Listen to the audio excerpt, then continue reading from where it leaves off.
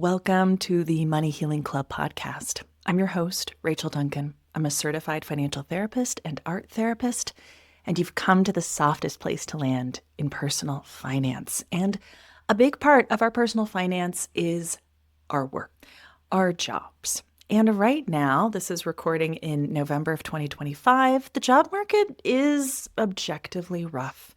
So I received a compelling listener question about how to get through the job market and facing a lot of rejection. So I knew I needed to bring back the big guns, the expert in the field, my buddy, Shannon Bowen. Shannon was on this podcast earlier this year to talk about salary negotiation and networking, lots of stuff. You can go back and check that in episode 16. Shannon Bowen is a career advancement coach, job search strategist, and salary whisperer who coaches professionals on how to ace their job search and step into a higher salary band. She is also a former nonprofit C-suite leader and currently is the CEO of her company, Monsoon Leadership, the co-president for AFP Advancement Northwest Board of Directors, and a trainer for AFP Global, NTEN, and more. Shannon also DIY designs her house. You'll notice her Zoom background. She tends to her 50-plus houseplants, cooks gourmet meals, and plans her next foodie vacay. If you'd like to reach out to Shannon about career coaching, salary negotiation, and more, go to monsoonleadership.com. And in this episode, Shannon and I put our heads and hearts together to reply to this listener question about how to keep going in a job market where you're experiencing just a lot of rejection, but staying on the practical side of all of this. I think you'll hear a lot of compassion as well as a bit of cold, hard truth from me and Shannon. So let's talk about what we don't usually say when we talk about applying for jobs with Shannon Bowen. Oh my gosh, I almost forgot to say this podcast is for educational and entertainment purposes only. For help with your particular situation, please seek help from a licensed mental health, tax, legal, or finance professional. All right, on with the show.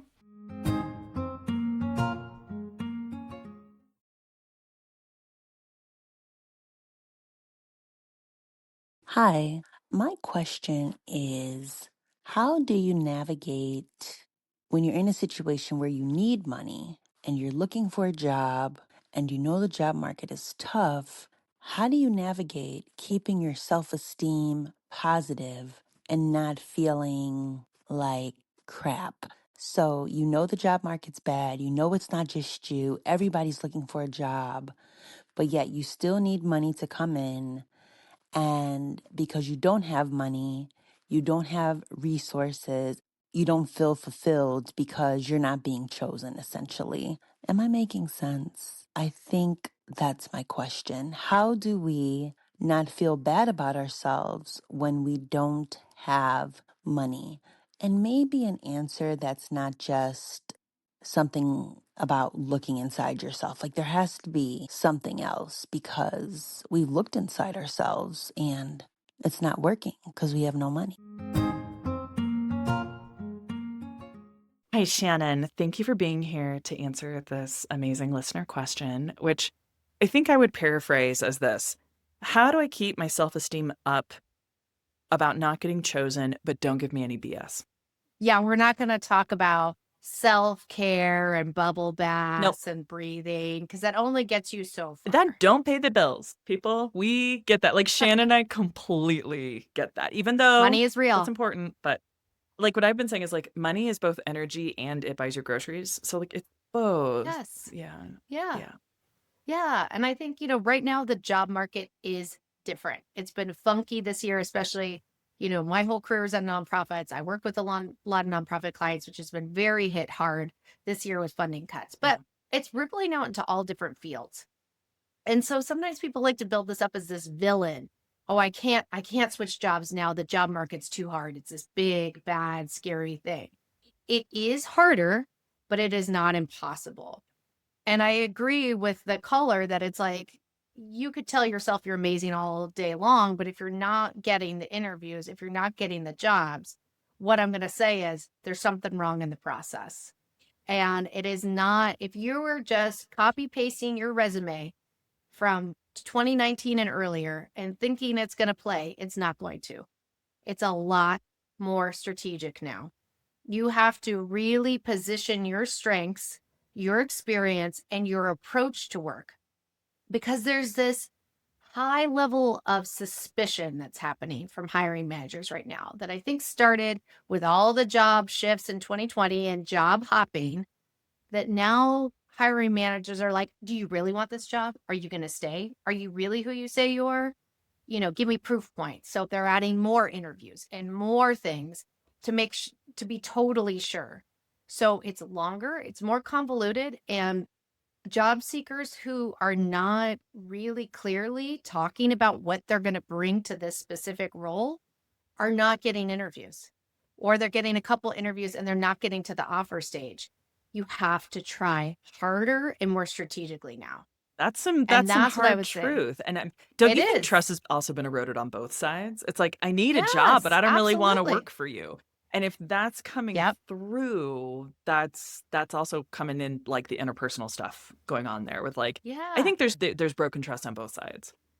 Yeah. I mean, nobody really likes working because it hasn't worked for us as humans trying to just live our lives Yeah. for a while. But I think the pandemic really put a mirror up to like what's not working.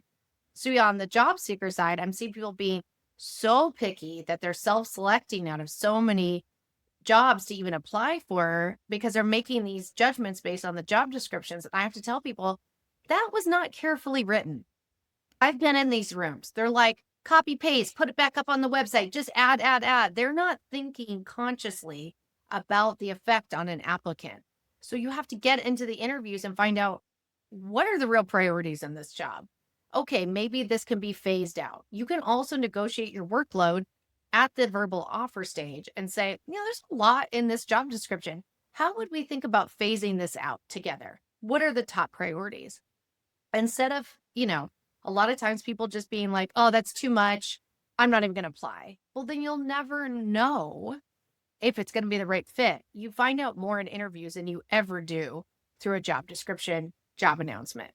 Gotcha. Okay. So But there's taking trust some, eroded on both sides, though. yeah. Okay. So it sounds like step one, if you're out there looking and you see some job postings that, like, are maybe in your field or a little bit interesting, but you're like, ugh, I don't like a lot of this. Like, you're kind of saying, like, still pursue it. There's enough there. If it hits your top priorities of, money, title, type of work flexibility, and the projects that you like to do, and maybe there's like 10 to 30%, you're like, I don't know. That 10 to 30% may not even matter, to be honest, once you get in the job. And so I wouldn't self-select too much out, because then you just miss the opportunity to kind of, when you get into a job, you kind of co-create that position together all over again. Oh. So you want to give yourself that opportunity, but there's a lot of trust around on both sides. And at the end of the day, we still have to work. We have to work for so many decades. Yeah. It's overwhelming, exhausting, and kind of demoralizing. So if you're in a long job search, that's even harder because, it's exhausting and you're getting a lot of no's. And then you're also building up this idea of a perfect job. And I don't believe in a perfect job. I believe there's the right job for you right now, but I don't believe in the perfect job. And if you're waiting for the perfect job, I don't think it exists, because jobs are run by humans. A very wise person once told me, your job will always disappoint you. Yes. Was that me? Because I say that. Was you. And I love that. Yeah. I always say, congrats on your new job. In 3 months, you'll be disappointed by something. But if you really ground in who you are and what you want, then you know that this job is just a job. It's not where you get all your value. It's not your identity. It's not all these other things. It's what you do to earn money to afford your life. And then you can do volunteering or art or hobbies, or you're just the person that always organizes everybody's birthdays, whatever it is that you derive a lot of value from. And so, for job seekers who are feeling super demoralized by all the no's, by the ghosting, first off, it's rude out there right now. There's so much ghosting. There's so much misinformation out there. The hiring managers have a lot of power right now because the job market is flooded with applicants, with all the government layoffs. We've got all these people that have not been in this job market before because they've been working 20 years in government. Well, surprise, they're here now. So it is more difficult. And it requires more effort and more strategy and more specificity to stand out and get the interviews. So let's talk about this. What would you say are like maybe some top 5 tips if you're like, okay, we got to look at this resume again? And you say really bringing out strengths. And obviously, most everyone's probably using AI to help them with their resume. Of course, which I It's great. agree with. Yeah. I think that's a good tool. So yeah, what would be kind of like a checklist if you're looking at someone's resume? What are some easy grabs to really punch it up and make yours stand out, make it stronger for the job you're applying for? Well, do you sound like everybody else? I'm a mission-driven professional with 10 years of experience. Get in line. So does everybody else. What does that even mean? Mission-driven professional at this point. Cliche. So, yeah. So I think that this is where it's taking more effort. How do you get more specific? Like if you're a natural at collaborating across teams and you have some stories of getting like groups that would never talk to each other to like do an amazing project together, let's highlight that. If you're a detail driven person who can spot errors and streamline processes, like let's get that in there because as a hiring manager who's built a lot of teams, sometimes you're looking for someone who more fits the approach you need more than the skills and experience.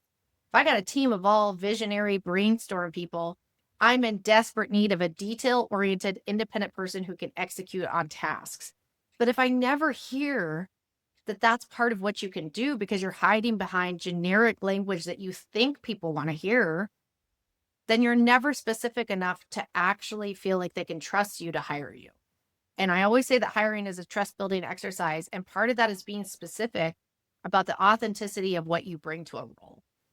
I think because often if you're applying for like a medium or small size company, the people who are interviewing you are your coworkers or would be your Right. direct report.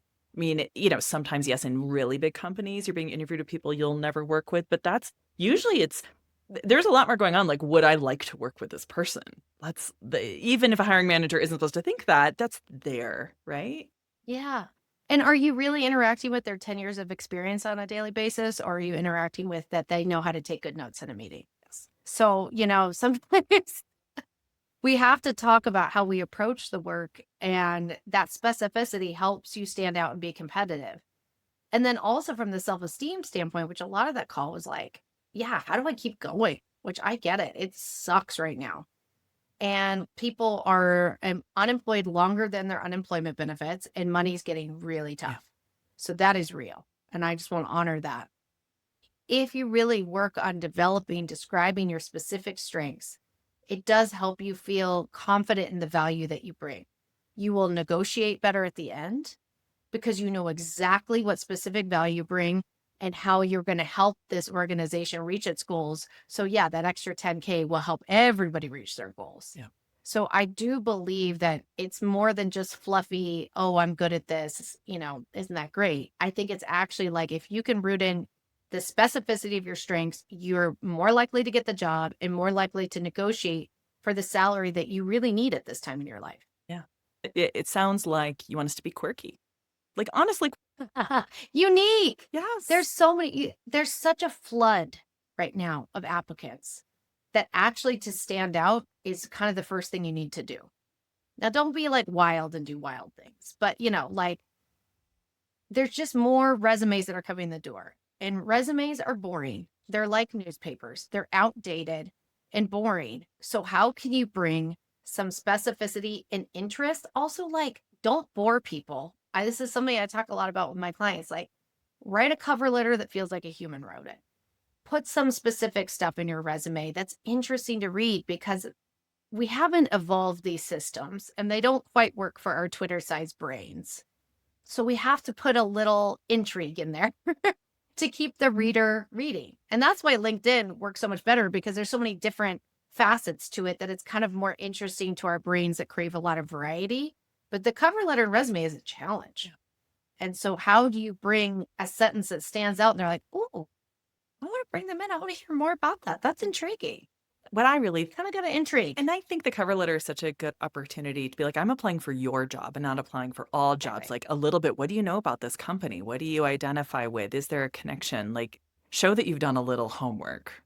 on that Yeah, it's a company. little bit of a love letter Yeah. to the organization. So, your cover letter, you want to spend more time customizing than your resume. And we have the AI tools now. It really helps. I mean, you want to make sure it sounds like a human in the end. I mean, we all know the M dash.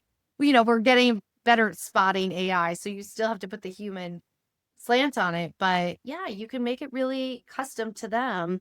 And so they feel that, oh, okay, they want to apply for my job, which is also this fear of retention. Well, if they just sent this letter to everyone, they don't want this job. They're not going to retain in this job. And so you're already proving that, like, hey, I want this job. I'm going to retain in it. Because I think retention's one of the number one things hiring managers are worried about right now. Yeah. Will this person stay? Right. And is this company going to make it worth it for me to stay? And that's the opportunity of Yeah. negotiation. Make it worth it for me to Yes. stay. And this is what it's going to take for Absolutely. me to stay. And you've already done that matchmaking exercise throughout the whole interview process. So at the end, it's like, okay, here's the numbers that make sense from my perspective of what I'm looking for to come in excited day one and retain. Okay. But yeah, I mean, I think that it's a longer process right now. So stamina is important. Stamina is, and it is kind of a test of stamina, which really sucks. I've heard of It is. so many folks just going through many rounds of interviews. And yeah, I actually think you may have suggested this, and I've suggested it to clients, that if you are asked to do a work product as part of the interview, that you charge for it. That's a professional fee. And I've had a couple clients do that and not working out. So, and it also sets such a good financial boundary if you're being Yes. asked to do free work. Yeah. Yeah. I think that, and the savvy employers are doing it, but most are not savvy. So yeah, I think requesting that is a great way to say, I would love to do this and we could do an hourly rate for this. Yeah. I think that sounds good. Okay, as we think about the cover letter, love letter, I love thinking about that, resume combo, we want your strengths to be really specific, personality driven. Let's get rid of the cliches. What else, as we think about like the meat of the resume, would you advise people to like have it stand out? And we're not talking about fun formatting. We're not talking about that. Nobody hires a template. No. So I don't care about your template. No. As long as it's easy to read, minimum of 11-point font. Okay. Yep. We all have aging eyes. But, the template can be whatever you want. You could put as much flair into it or not. The other thing I like to tell people is to have a lot of statistics in there, especially under your experience bullet points. You want to have statistics of success. And these are your proof points. Again, knowing, and we're in this time of high skepticism, that you have these proof points of, yes, I've done that. I've project managed that. We increased the retention rate by this percent. I manage a portfolio of this size. Oh, okay. Well, they can manage a portfolio of this size at our organization. That specificity and the statistics of success are proof points, and they build trust. And you want to build trust from the beginning. If they trust you, they will bring you in. If you're forgettable and generic and vague, they're not going to bring you in because they got hundreds of applicants. I mean, right now it's wild. People are saying, okay, you can apply up to this date. And then they're pulling it down within a couple of days because they're flooded with applicants. Yeah. I'm also thinking about fallback plans, right? Yes, I wanted to talk about that. So this person is, I'm assuming, is applying for a professional job, and that's great, and keep doing that. But yeah, how do we keep going when applying for jobs itself can be a full-time job? And yeah, I have some thoughts about that. So what do you think about fallback plans? Well, you and I both started as side businesses. And so we believe in the power of creating your own income. And I think partly why I started my coaching business as a side business to start is I never trusted my employer to retain me. And I have a lot of high financial needs. I've got aging parents that I manage everything for them. I can't be without a job. So I always needed a plan B in the back of my pocket. Now, that is hard for some people they have a lot of time that is being sucked up with caretaking or other tasks or things. Not everybody has the luxury of time. So I just want to be honest about that. But if you do have time to start building something that is yours, consulting, side gig, doing graphic design and charging a little bit, building your brand slowly. You don't even have to have a website. You could just do like a LinkedIn or an Instagram and like an email address, which is all free. You can start really small. That will help you with combating the demoralization that's happening from the job search. And you will own something that is yours and you will have some cash flow. Yeah. I think there have been a couple times in my career where I've just sat down and made a big brain dump of all the ways I could make money. It doesn't mean I'm going to Yeah, do I them love all, that. but just like, well, what could I do? I can organize garages. I can do childcare. I can do, at a certain point, this is not career stuff. It is It's like, just extra. it's kind of extra stuff, and it might not be all like personal brand stuff, but like things that you could do that are still kind of your own thing. There might be an element of enjoyability or maybe not, I don't know, but like things you could do to make more money. And it might not be the most glamorous stuff, but it also might be some quirky stuff that you love to do. Um, What was the weirdest one on your list? I'm oh curious. gosh. I have done so many weird jobs. I do. Yeah. Oh, I should pull it out. I mean, I think organizing other people's garages. I do think I liked that one. dude, give me a few $100 in a day. I will make that thing sing and I would love it. So like I love And organizing. people will pay you in cash for that, Fully. which is great. Yeah. And it's so satisfying. It's a win-win, like a one-off, one-day project. So yeah, I would do that. Well, What and the about you? weirdest way that I've made money on the side is I taught ballroom dance for a lot of years and I choreographed people's first wedding dance. And I did that for like 20 I years love that. and did that on the side, but it always brought in extra income. So I knew that I wouldn't miss a friend's wedding. You know, those extra pieces of income I needed because I worked in nonprofits. So there wasn't a lot I could do on salary for a minute until I started to increase my income. So that's how I made up for it. So I would also say to this caller that's really feeling like, don't let the job search erode your self-esteem and your core value, but you also have to find ways to feed your value. If you're not getting that external validation through a job and a job offer and all these things, you just have to work harder to feed that well of self-esteem because I know you're talented. I know that there's going to be a team that's going to be so excited to hire you, and I know you will get another job, but it just may take longer and it may be harder and it might take more effort. So how do you feed that well and feel like I'm good at stuff? You'd be lucky to hire me instead of just, you don't want to act from desperation because no good decisions come from that. It made me think of when I was first doing online dating, and I Mm-hmm. did meet my husband this way. And I was, making a profile. It's the same thing, right? Dating, job search. Yep. And I heard this somewhere and don't remember where, but I texted my best friends. I said, what are the 3 words you would use to describe me? And I got these super specific, sometimes surprising list of incredible adjectives. And so one of them was ebullient, which people have to Oh, look up. And well, a lot of people do. And I used it in my profile and it really stood out. And I would never have thought of that. And so I wonder if that could very similar to your resume. right. And that could be kind of a good thing. People you've worked with, also just like close friends, people who know you well. What are 3 words you'd use to describe me? Now you got this cool bank of like hyper specific. I mean, there's going to be some stuff like you're responsible and da da da. But like there could be some super specific stuff that you wouldn't have thought of. I wouldn't have described me like that. But this is how you come across. These are your strengths that come across to Right. people who love you. And then what if every person says something about like how punctual you are? I don't know. And like, oh, if everyone's saying that, that's like a remarkable strength of mine. How could I work that into like, because I think we take for granted. I think here's the thing that I learned. I took a class in career counseling in grad school. The thing about our strengths is we don't see them because they're easy for us. Mhm. We see what we've struggled with, but Mhm. like things that are just easy for you are easy for you. So you're not going to account for how valuable that is. And I do think getting some Yeah. feedback from people you've worked with, people in your world, they see your strengths because they think it's remarkable you're always on time or whatever quirk it is that you have. Yeah. Yeah. No, I think that's such a great example. And like, you could send a Google form to people. You could even make it anonymous and they could, respond to that. You could put it through AI and say, hey, take these strengths and write me 3 specific highlights of qualifications, bullet points for my resume to show the skills that I have across all jobs. Or you can ask people to write you recommendations on LinkedIn, which the best way to ask is to write them a recommendation on LinkedIn and ask them to reciprocate. And then you can take that language, run it through AI, and have it pull out bullet points. But you're so right. If I'm a hiring manager and I'm hiring a coordinator on my team and, you know, rated number one, first team member to always show up early to the team lunch or something, for punctuality. Well, that's interesting. I want to bring them in and hear more. Yeah. Or like, instead of writing like, oh, I'm a systems builder, I'm a systems architect.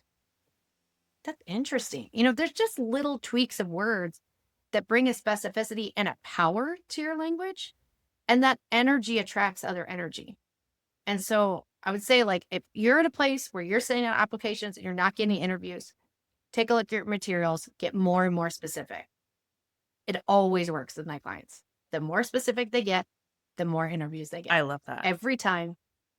Right. And then if you're in Authentically. interviews, authentically. Yeah. I mean, really, like, so language I've used on my resume forever is I'm a creative risk taker. Because if you want someone who's just going to plug and play the same old stuff, I'm not your person. I'm going to come in and be like, I have a wild idea, And so being upfront about that, I attracted work environments where they wanted me to come up with ideas that are a little off the wall. Like, what if we did a podcast? What if we did this video series? Yeah. Instead of being at a place where they're like, just stick to the plan. Because that's not a good fit for me either. Right. I think another thing that can happen, I've heard these stories a lot of like, well, I got through a few interviews. I didn't get the job, but because we hit it off, they kept me in mind and there was a different job that was better for me. So I think like sticking to what you're really good at, we get such a higher return on investment from working with our strengths and being clear about, about what you're great at and what you're not so good at. And you'll be memorable when there's other positions open or even another position open at that time. So, yeah. I mean, so I've even done this as a hiring manager where maybe I didn't hire that final candidate and I recommended them to another peer that was hiring because they were specific about who they were and I valued it, but it didn't quite fit my team and what I needed at that time. So I forwarded them on to someone else. So absolutely creating that positive relationship throughout the interview process, being specific. Also, sometimes they come back and say, well, I actually was going to hire this other position on the team that I think you'd be great for. So you might get hired as a different position. Or sometimes hiring managers make that other hire. It's a mistake. And then they come back to you 6 months later and offer you the job. And that's happened to 3 of my clients. yes. So you never know. But the more you root in your authentic strengths, not only makes you more competitive, but it also makes sure it's a better fit for you. Because retention is this big thing right now in the job market. You don't want to just accept any job and you're only going to be there a year. There's so much nitpicking about job hopping right now, more so in the last year than I've seen in years. So really trying to find a place that you can retain for about 3 years is going to help you in the long run, especially if you had a couple stints of, 1 to 3 years in a row. Probably because of toxic bosses or shifts during the pandemic and all valid reasons. But it makes it a little harder right now because of this retention emphasis. Let's talk about then the post-interview. We may have talked about this in the other episode, but it's worth repeating. I think the art of the thank you note is so important in this process. What are your thoughts on that? Well, people really get focused on it. So I have hiring managers that'll call me and be like, I want to hire this person, but they never send a thank you note. And what does that say? So, just send the thank you note is how I feel. Whether you feel like you should or not, just do it because it's just another feather in your cap and your competitiveness for the role. But I think it also shows that you value their time as much as they value your time. And you can reiterate things. So maybe you kind of bungled a question and you didn't get that specificity in there you wanted. You can actually address it in the thank you. I just wanted to add to that answer that I gave and that actually here's some statistics of how that project went. So you can use this as a strategic moment to bolster your claim that you're the right person for this job. Some people are like, well, why should I have to write a thank you when it's like, I'm giving them my time to do it. And I hear that. It's not a fair system. The job search system is not fair. It is not even. You kind of have to play the game sometimes. So just play it in a way that feels good enough for you, that you feel like you're not, you don't want to be like, hiring manager savior is I'm like, you're the best in the world and I can't wait for this job. But like show up as yourself, but show appreciation and just keep building your strategic competitiveness in the process so that you land the job. It's an opportunity to show some of your personality. Was there something funny that happened in the interview, right? Just like without being cheesy. I think there's a way to connect that. I mean, I may have said this also in our other episode. In my previous career, we were deciding between two candidates, and one of them sent a lovely card. And that person had, the good social skills that we needed in this position. And like that went a long way. And it was the deciding factor. So it was a tactic that worked. But you're right. The older folks might appreciate that more than the younger, but just do it. Who doesn't like getting a thank you note? Come on. Have AI write it. It's 2 seconds. I mean, I just feel like knowing that this job market is more complicated and you have to be more strategic, just use every advantage you can. Yeah. If you know someone that's at that business or organization, reach out to them and let them know that you applied. I think that working every angle will help you because it's a weird one now. It is a weird one. Mm-hmm. Shannon, I think this has been a very efficient and effective little group coaching for this person who isn't on the call. I hope the person who left this voicemail hears this wisdom. And I think we did not get into bullshit of like self-actualization and self-care, even though that's there too. But that's not all that we need to hear. Actually, I was just talking to a mom friend of mine this morning, and she was like, if another person tells me to just breathe, that's not the problem. Yeah, I know. We're over breathing. We get it. That's not the problem here. But we could all take more breaths.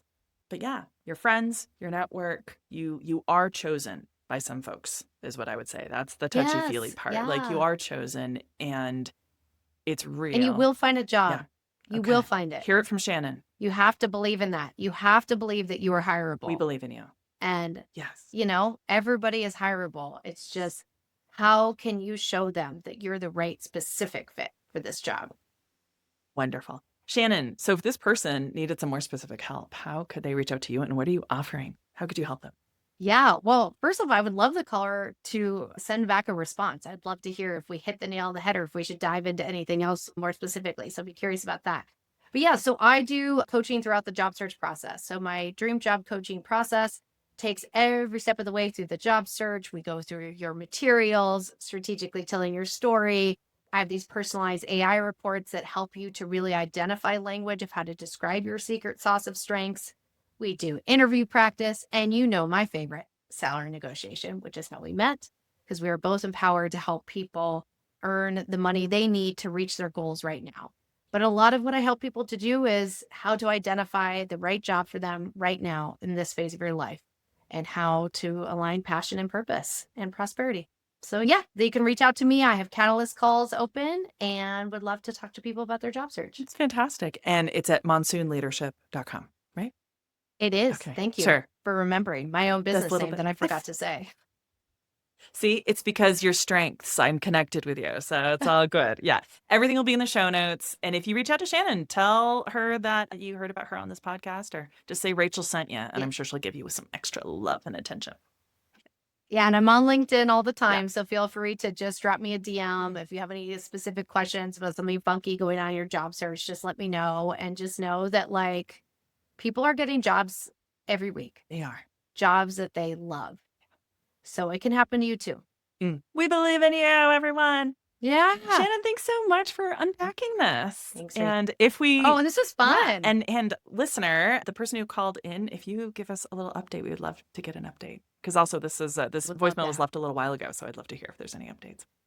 Yeah, and I really appreciate the question. So if there's more juicy job search questions, send them over to Rachel, and we'll come on and do another one, because just know you're not alone. We'll do a series. People are often saying this is the hardest job search I've done my whole career, and they've been working for 20 years. It's just, it is different right now, but it doesn't mean it's unconquerable. Yeah. You can get the job you want. Lovely. Thank you, Shannon. I'll see you around. Thanks for listening to the Money Healing Club podcast. You can find resources, links, everything from this episode in the show notes below or at moneyhealingclub.com/podcast. If you enjoyed this episode, you probably really love my free email course on curbing impulse spending with compassion and mindfulness.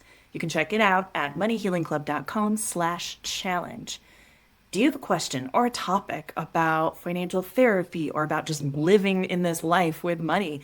I'd love to get your voicemail to be featured on a future episode of the podcast. Check it out at moneyhealingclub.com/podcast. You'll see a big orange button there where you can record from any device you're on. You can also be anonymous. We are in this together, and I really appreciate it. See you next time.